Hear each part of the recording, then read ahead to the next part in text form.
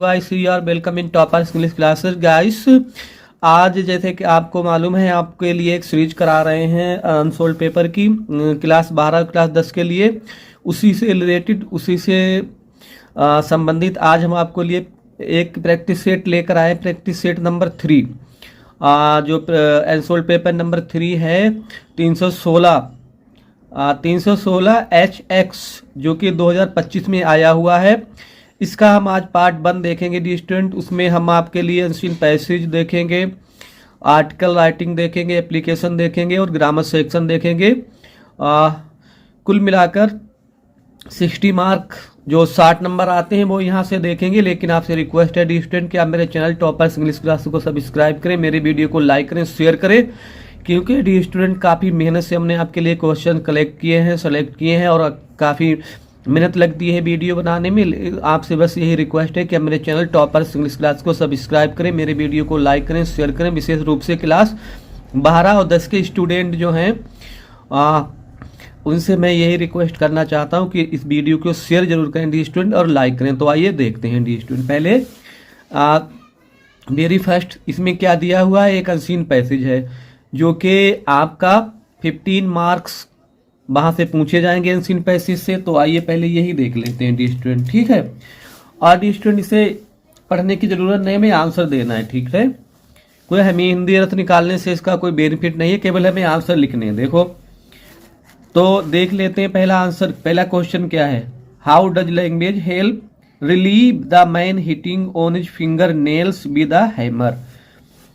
मतलब उस आदमी की सहायता कैसे करती है भाषा जो अपने नेल्स पर कोई हैमर का प्रहार झेल लेता है, उसका प्रहार हो जाता है कोई। देखो तो यहाँ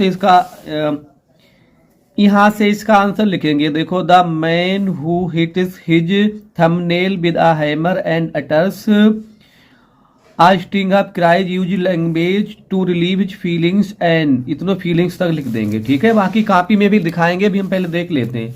पहले हम इसी में आपको बता दें इसके क्वेश्चन। देखो अगला देखेंगे, how is language used by philosopher, एक दार्शनिक भाषा का प्रयोग कैसे करता। देखो यहाँ से लिखेंगे, when a philosopher use language to clarifies ideas on a subject he use it as an instrument of thought. इतना 2 हो गए हमारे। तीसरा देखेंगे, देखो how can language be said to be multipurpose instrument, कैसे कहा जा सकता है कि जो भाषा है वो कई तरीके के यंत्र के रूप में प्रयोग की जाती। तो डिस्ट्रिक्ट अभी हमने आपको बताया था कि जैसे कोई वो व्यक्ति प्रयोग करता है, जैसे यहाँ से the man who hits his thumbnails with a hammer and utters a string of curses use language to relieve his feelings, इतना लिख देंगे। और इसमें यह भी बढ़ा सकते हैं, a philosopher use language to clarifies ideas on a subject. तो ये 2-3 तरीके लिख देंगे, भी हम आपको कॉपी में दिखाएंगे डी स्टूडेंट कैसे लिखा जाता है। तीसरा देखेंगे, देखो तीसरा क्या है इसमें, चौथा देख लेते हैं। चौथा, how does language help to promote human cooperation, मतलब जो भाषा है वो मानवीय जो सहयोग है उसे बढ़ाने में कैसी मदद करती है। देखो यहाँ से अगर चाहें तो लिख सकते हैं, language enables us to influence people's behaviour and help develop human cooperation. चाहे तो इतना लिख सकते हैं डी स्टूडेंट, ठीक है। इसमें दिया एटीज लिख सकते हैं, तब भी आपको नंबर मिल जाएगा। वोकेबुलरी से रिलेटेड 2-3 क्वेश्चन दिए हैं, देखो वो देखते हैं। देखो which word in the passage opposite weakened, weakened को मतलब है कमजोर करना, इसका स्ट्रेंथेन होगा डी स्टूडेंट, मजबूत बना देना। इसी में दिया है स्ट्रेंथेन। देखो अभी देख लेते हैं, इसमें ही दिया है डी स्टूडेंट्स, देखो ये दिया है जी स्ट्रेंथेन, ठीक है। दूसरा देखेंगे, find out a word from the passage means listeners. अब लिसनर्स का क्या हो जाएगा, ऑडियंस हो जाएगा। इसी में दिया है ऑडियंस, भी देख लेना आप। ये दिया है, right the adjective form of the word clarify, clarify का आपको एडजेक्टिव लिखना है, विशेषण लिखना है। तो क्या होता है इसका क्लेरिफाई का डी स्टूडेंट होता है, क्लियर भी लिख सकते हैं और क्लेरिफाइंग भी लिख सकते हैं, ठीक है। ये तो हमने आपको पैसेज से बता दिया डी स्टूडेंट। अब हमने आपको जो कॉपी में लिख के दिखाए वो हम आपको दिखा रहे हैं कि आपको कैसे लिखना है। कुछ अपने वर्ड भी प्रयोग करने हैं और चाहे तो आप ऐसे भी लिख सकते हैं जैसे हमने अभी आपको समझाया है, ठीक है डी स्टूडेंट। लेकिन आपसे रिक्वेस्ट है कि आप मेरे चैनल टॉपर्स इंग्लिश क्लास को सब्सक्राइब करें, मेरे वीडियो को लाइक शेयर जरूर करें डी स्टूडेंट। आइए देखते हैं कॉपी में, देखते हैं डी स्टूडेंट। जैसे आपको सेक्शन ए लिख देना है, वहां पर रीडिंग सेक्शन है। देखो आंसर नंबर 1, फिर आपको बोर्ड परीक्षा में लिखना है we know it well dot dot करके मोर वाइड रेंजिंग, इतना लिखना। देखो आंसर अभी हमने आपको बताया। अब हमने जैसे इसमें लिखे वो आपको बता रहे हैं। When the man uses language it helps to relieve his feelings and relieve the man hitting his thumbnails with a hammer and uttering string of curses. दूसरा क्वेश्चन देख लेंगे। देखो दूसरा आपको लिखना आ फिलोसफर यूजिस लैंग्वेज, एक दार्शनिक प्रयोग करता है भाषा का टू क्लियरफाई, स्पष्ट करने के लिए आइडिया, अपने विचार ऑन आ सब्जेक्ट, किसी विषय पर। And he also use it, वह इसका प्रयोग करता है as an instrument of thought, एक विचार के यंत्र के रूप में। देखो तीसरा देख लेते हैं। देखो तीसरा है एज बी नो, हम जानते हैं that language is used for, इसका प्रयोग किया जाता है मोर देन वन पर्पज, एक उद्देश्य से अधिक के लिए। A man use language to relieve his feelings whereas a philosopher use it to clarify. देखो टू होना चाहिए dear students.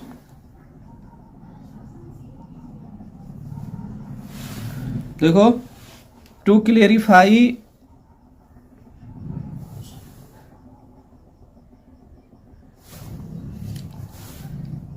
His ideas on a subject as instrument of thought, ये देख लेंगे। डी वाला देखेंगे। देखो language helps to promote, language जो है हेल्प माने सहायता करती, टू प्रमोट ह्यूमन कोऑपरेशन, मानव के सहयोग को बढ़ाने में, बाई इनेबलिंग का सहयोग करके, टू इन्फ्लुएंस पीपल्स बिहेवियर, लोगों के व्यवहार पर प्रभाव डालकर। ई वाले देख लेते हैं 3 क्वेश्चन। देखो पहला है बीकेन, बीकेन के आपको लिखना था अपोजिट, तो स्ट्रेंथेन हो जाएगा, कमजोर करना, मजबूत बनाना। लिसन मतलब सुनने वाले, ऑडियंस सुनने वाले।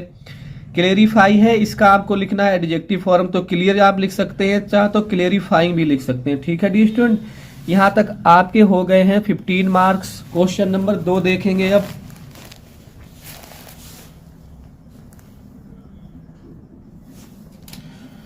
देखो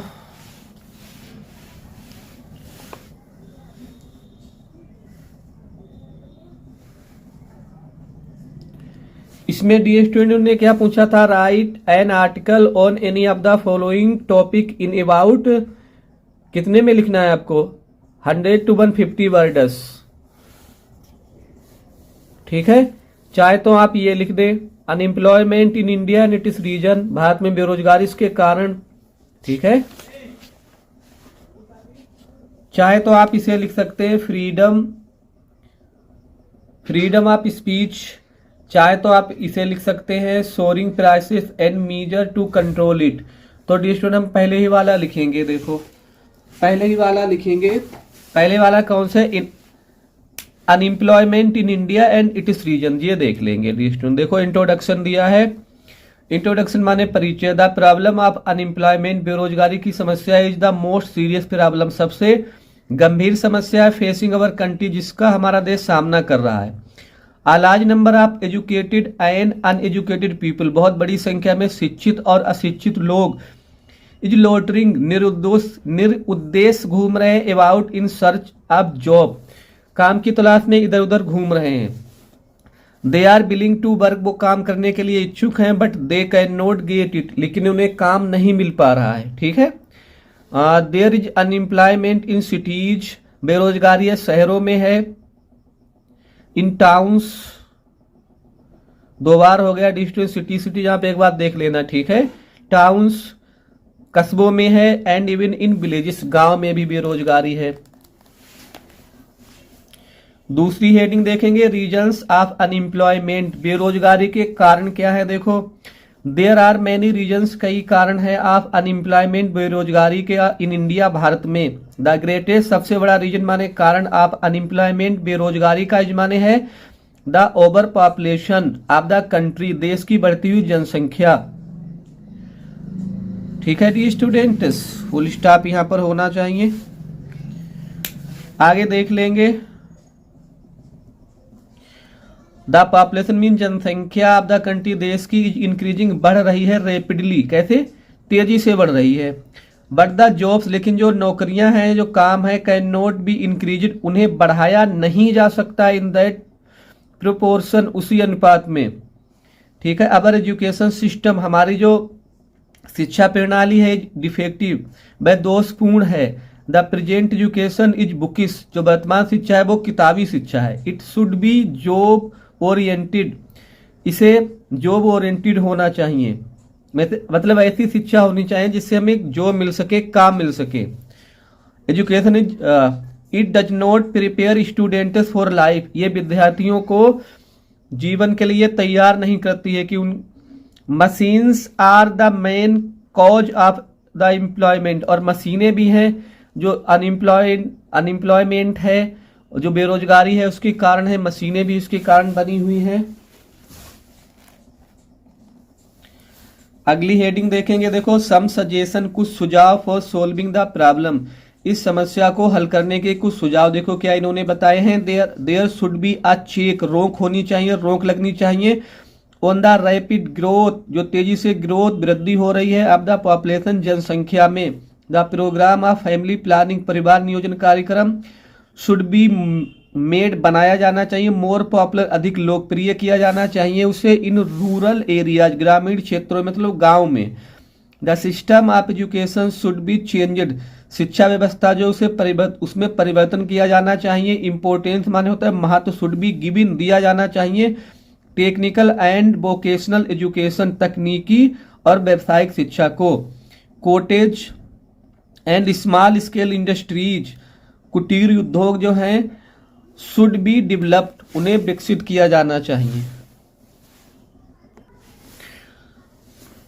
आगे देख लेते हैं dear student, we should lessen, हमें कम करने चाहिए the use of labour saving device, labour saving, जो श्रम बचाने वाली युक्तियां हैं उन्हें, उनका प्रयोग हमें कम करना चाहिए। बैंक शुड एडवांस लोन, और जो बैंकें हैं उन्हें एडवांस में लोन देना चाहिए। टू द यूथ, युवाओं को। टू सेटअप स्मॉल इंडस्ट्रीज, ताकि वो स्मॉल इंडस्ट्रीज, लघु उद्योगों को स्थापित कर सकें। कंक्लूजन देख लेते हैं, निष्कर्ष देखेंगे इसका। कंक्लूजन क्या है, अनएम्प्लॉयमेंट लीड्स, जो बेरोजगारी है, लीड्स टू मतलब कारण बनना, वो कारण बनती है टू क्राइम, अपराध का, पॉवर्टी गरीबी का, एंड फ्रस्ट्रेशन निराशा का, एमोंग द यूथ, युवाओं के बीच। टू सोल्व दिस प्रॉब्लम, इस समस्या को हल करने के लिए, इस समस्या को हल करने के लिए द गवर्नमेंट मीन, सरकार को, शुड स्टार्ट, शुरू करनी चाहिए, मोर इंडस्ट्रीज, और अधिक उद्योग, प्रमोट, बढ़ावा देना चाहिए, सेल्फ एम्प्लॉयमेंट को बढ़ावा देना चाहिए, एंड इम्प्रूव, सुधारना चाहिए सरकार को एजुकेशन सिस्टम, शिक्षा व्यवस्था। एवरी पर्सन, प्रत्येक व्यक्ति को, शुड ट्राई, कोशिश करनी चाहिए, to learn some useful skill, कि वो कुछ उपयोगी कुशलताओं को, योग्यताओं को सीखे।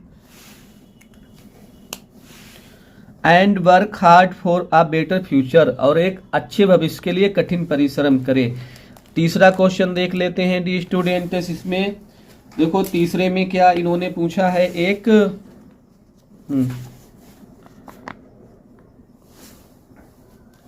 देखो तीसरे में आपको यहाँ पे लिखना है 10 नंबर में, ये दिया है इन्होंने कि देखो, write a letter to the health officer complaining against insanitary condition of your locality इनली, मतलब एक हेल्थ ऑफिसर को आपको एक पत्र लिखना है जिसमें जो मैली स्थिति है, जो गंदी कंडीशन है आपके मोहल्ले के, उसके बारे में आपको लिखना है, चाहे आप इसे लिख दें, या write a letter to your friend inviting him to attend your elder brother's marriage, आपके बड़े भाई की शादी है, उसमें शामिल होने के लिए अपने मित्र को एक पत्र लिखना है, चाहे आप इसे लिख दें। तो हम पहले वाला ही लिखेंगे, देखो हेल्थ वाला लिख देंगे डी स्टूडेंट्स। देखो तो कैसे लिखेंगे डी स्टूडेंट,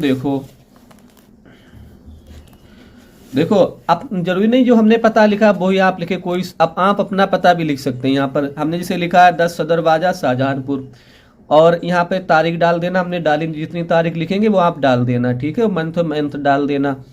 उसके आगे क्या लिखेंगे, the health officer municipal corporation Shahjahanpur, health officer के लिए आपको लिखना था। और सब्जेक्ट जरूर लिखना है। देखो सब्जेक्ट कंप्लेंट माने शिकायत रिगार्डिंग के संबंध में इन सैनिटरी कंडीशन, मैली स्थिति, गंदी स्थिति के बारे में इन अवर लोकेलिटी, हमारे मोहल्ले की। देखो sir, I am a resident of Sadar Bazar, मैं सदर बाजार का जो लोकेलिटी उसका निवासी हूँ। एंड आई विश, मेरी इच्छा है, to bring your kind attention, मैं आपका ध्यान आकर्षित करना चाहता हूँ, टू द अनहाइजीनिक, जो गंदी स्थिति है, कंडीशन स्थिति है, प्रेबलिंग, जो फैली हुई है इन अवर लोकेलिटी, हमारे मोहल्ले में। गार्बेज इज, जो गार्बेज है, कूड़ा कचरा है, इज लाइंग, पड़ा हुआ है, अनकलेक्टेड, उसे इकट्ठा नहीं किया गया है, फॉर सेवरल डेज, कई दिनों से। ड्रेन्स मीन्स, नालियां, आर ओवरफ्लोइंग, भरी हुई हैं। There is a foul smell, उनमें क्या बुरी दुर्गंध आ रही है। ऑल अराउंड, चारों ओर से। स्टैग्नेट वाटर, रुका हुआ पानी। हैज बिकम, हो गया है। अ ब्रीडिंग ग्राउंड, प्रजनन स्थल, ठीक है, फॉर मस्कीटोज, मच्छरों के लिए। इंक्रीजिंग, जो बढ़ा रहा है, क्या बढ़ा रहा है वो डी स्टूडेंट्स, वो बढ़ा रहा है द रिस्क, खतरा ऑफ डिसीज, बीमारियों का, लाइक डेंगू एंड मलेरिया, इससे डेंगू और मलेरिया का जो खतरा है वो बढ़ रहा है। डिस्पाइट, के बावजूद। सेवरल कंप्लेंट, कई शिकायतों के बावजूद। नो प्रॉपर क्लीनिंग, कोई भी उचित प्रकार की सफाई हैज बीन डन, नहीं की गई है। The health and the well being, जो स्वास्थ्य है और जो भलाई है, जो आप रेजिडेंट निवासियों के लिए, स्पेशली विशेष रूप से चिल्ड्रन, बच्चों के लिए। एंड द एल्डरली पर्सन, और जो एल्डरली पर्सन है, जो सीनियर नागरिक हैं, जो बुजुर्ग लोग हैं, आर एट रिस्क, सीरियस, वो उनके लिए काफ़ी खतरनाक है।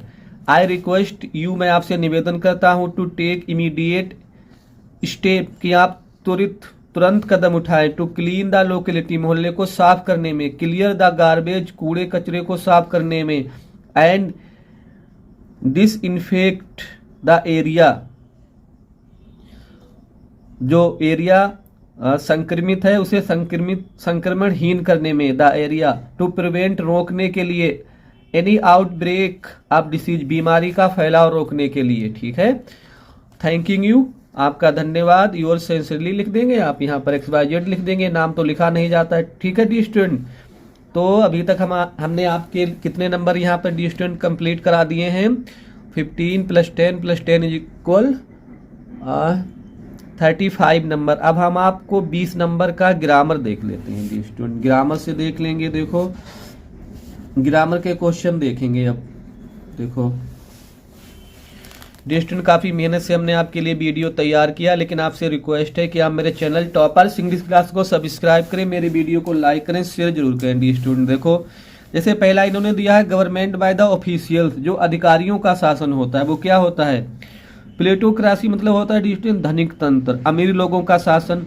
डेमोक्रेसी मतलब लोगों का शासन, लोकतंत्र होता है। ऑटोक्रेसी मतलब होता है तानाशाही, निरंकुशता होती, तो ब्यूरोक्रेसी आएगा इसका सही, ठीक है, मतलब अधिकारियों का शासन या अफसरशाही, ठीक। अगला देख लेते हैं डी स्टूडेंट्स, अगला इन्होंने क्या दिया है। देखो the phrase null and void को मतलब है अवैध घोषित करना, प्रभावहीन कर देना, तो पहला ही सही है डी स्टूडेंट, ठीक है। इनइफेक्टिव सही है इसका। बाकी इफेक्टिव प्रभावशाली होता है, इन्फोर्स लागू करना होता है, फोर्सफुल मतलब बलशाली होता है, ठीक है। अगला क्वेश्चन देख लेंगे डी स्टूडेंट्स। देखो हाँ, अगला देखेंगे द सिनोनियम मतलब पर्यायवाची लिखना है आपको फॉर बोल्ड। बोल्ड का मतलब क्या होता है डी स्टूडेंट, बोल्ड मतलब होता है बहादुर, साहसी, हिम्मती, ठीक है। तो इसका पहला ही हो जाएगा करेजियस, ठीक, करेजियस हो जाएगा। बाकी ओबीडियंट मतलब होता है आज्ञाकारी। इम्पर्टिनेंट मतलब होता है असंगत या अभिमानी।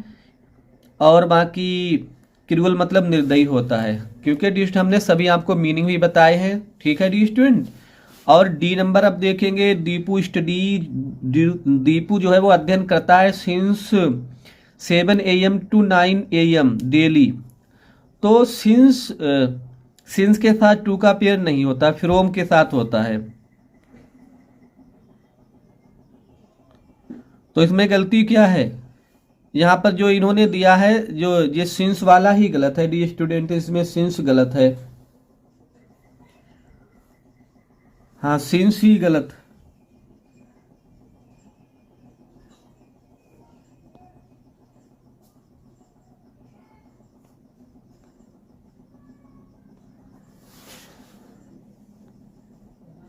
ठीक है, ये यहाँ पे इन्होंने जो दिया है दीपू स्टडीज सिंस नहीं होगा, फ्रोम। ठीक, सही है, सिंस गलत है। अगला देख लेते हैं dear students, the एंटोनियम्स of cruel. Cruel को मतलब क्या होता है, निर्दयी। क्रूअल का मतलब होता है डी स्टूडेंट्स निर्दयी। और निर्दयी, निर्दयी का मतलब क्या आपको लिखना है, उल्टा लिखना है। देखो, मर्सीलेस माने भी निर्दयी है, ब्रूटल माने निर्दयी है, अनकाइंड निर्दयी है, काइंड होगा सही। ठीक है, तो 10 नंबर ये हो गए आपके। ठीक है, बाकी ग्रामर सेक्शन देख लेते हैं डी स्टूडेंट्स। देखो, जैसे इन्होंने दिया है change any one of the following into indirect speech, किसी एक को आपको करना है इनडायरेक्ट स्पीच में। देखो, जैसे Ram said to me God is everywhere, universal truth है, इसमें कुछ करना नहीं है, टोल्ड लगा देना है, क्योंकि असर्टिव सेंटेंस है। तो Ram told me that God is everywhere. अगर हमने यहाँ पर कर दिया गॉड वाज एवरीवेयर तो गलत हो जाएगा। दूसरा देख लेते हैं। देखो, दूसरा क्या है, Rita said she can not do this work, Rita ने कहा वो ये काम नहीं कर सकती। तो रीता, क्योंकि सेड के आगे टू नहीं है तो सेड ही रखेंगे, दैट से ऐड करेंगे, इसे कनेक्ट कर देंगे, दैट सी थर्ड पर्सन है, नहीं चेंज करेंगे, टेन चेंज कर देंगे, कैन का कुड, डू का डू ही रखेंगे, क्योंकि बी के देखो मॉडल वर्ब के साथ बी बन लगता है। तो Rita said that she could not do this का दैट कर देंगे दैट वर्क। आपको केवल दो में से एक ही करना है, वहां पर हम आपको दोनों कराए दे रहे हैं। ठीक है,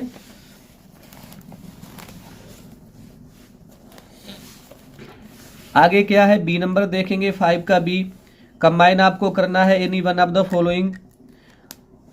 जैसे पहले कंपाउंड बनाना है। देखो, उसने कहा this mango is sweet, that mango is sweet, only one mango of them is sweet. उसमें से एक ही, दोनों में से एक ही आम जो है मीठा है, तो आइदर और से बना देंगे, आइदर दिस मैंगो और दैट मैंगो इज स्वीट।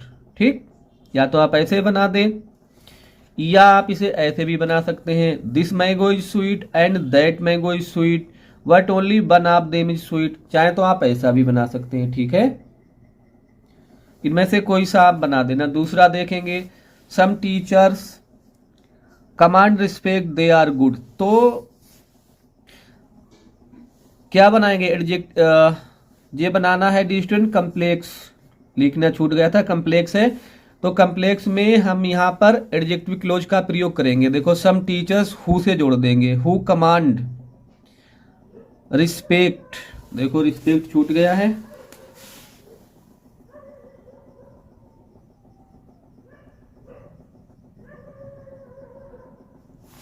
इतना लिख दिया हमने।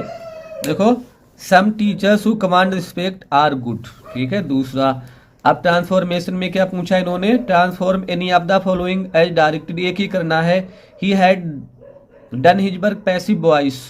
तो पैसिव वॉइस आपको मालूम है, सब्जेक्ट को ऑब्जेक्ट, ऑब्जेक्ट को सब्जेक्ट बना देते हैं। तो पहले लगाएंगे हिज वर्क, हिज वर्क लगा दिया, क्योंकि प्रेजेंट परफेक्ट टेंस है तो उसमें हैव बीन या हैज बीन लगाएंगे, क्योंकि हिज वर्क जो है इसे सिंगुलर माना जाएगा, तो लगाएंगे हैज बीन, और B3 लगा देंगे done by him, his work has been done by him. दूसरा देखेंगे, Renu is the most beautiful girl of this locality. Renu जो है वो इस मोहल्ले की सबसे सुंदर लड़की है डी स्टूडेंट्स। ठीक है, तो क्या करना है, CD कंपैरेटिव करना है। तो कंपैरेटिव में रेनू चेंज नहीं करेंगे, सब्जेक्ट वैसा ही रखेंगे, रेनू इज मोस्ट का मोर कर देंगे, मोर ब्यूटीफुल, और देन एनी अदर गर्ल कर देंगे, then any other girl of this locality, ऐसे कर देंगे।